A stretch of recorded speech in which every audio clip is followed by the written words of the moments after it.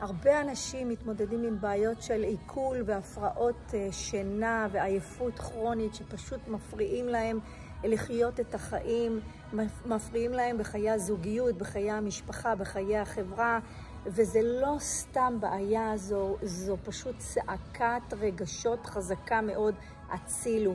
ואני פה לעזור לכם למצוא את הפתרון.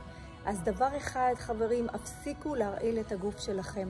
תתחילו להכניס לגוף שלכם דברים מזינים, והפסיקו להרעיל את עצמכם עם קמח לבן, אורז לבן, שמנים מזוכחים, מלח לבן, הסוכרים שנמצאים בכל המוצרים המעובדים, האלכוהול שהוא נקרא סוכר נוזלי, כל המשקאות הממותקים.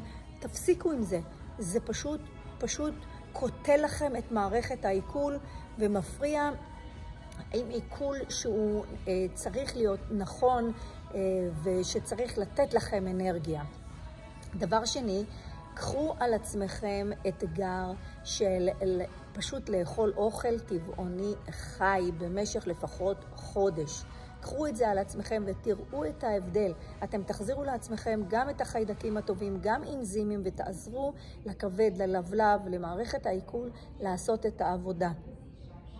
דבר שלישי, אני מציעה לכם כמובן גם לשתות מים, כן? להכניס יותר נוזלים ולעשות פעילות גופנית. הפעילות הגופנית תעזור לכם להוריד את רמת הרעלים מתוך הגוף שלכם על ידי זה שאתם מזיעים, כן? זו צריכה להיות הליכה מהירה, זו יכולה להיות שחייה ממש מהירה, או כל פעילות אחרת.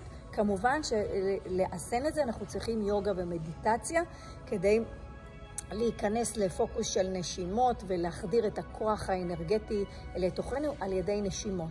אז אלה הדברים. מעבר לכל זה, אני מאוד מאוד מאוד ממליצה לכם לבוא אליי לאבחון אירידולוגיה. אצלי אתם תקבלו אוזן קשבת, וכמובן שנמצא ביחד את שורש הבעיה על ידי אבחון אירידולוגיה, שזה צילום גלגל העין. אתם תוכלו בדיוק להבין, אני בכל מקרה יוכל להסביר לכם מאיפה נובעות כל הבעיות, ולכן אני ממליצה לכם לבוא לאבחון אירידולוגיה.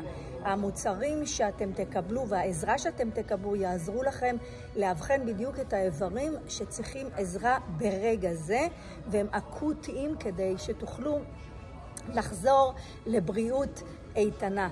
אז קודם כל תדעו שתקבלו עזבי מרפא ותזונה בריאה ותאזנו את החיים שלכם. תורידו רמות לחץ וגם תקבלו טיפול אקסס ברס לכל מי שעכשיו מגיע אליי במתנה, טיפול ראשוני במתנה כדי להוריד את רמות המתח ולאפשר לגוף שלכם לחזור לריפוי טבעי. מחכה לכם בצד השני. צ'או, ביי, שלום.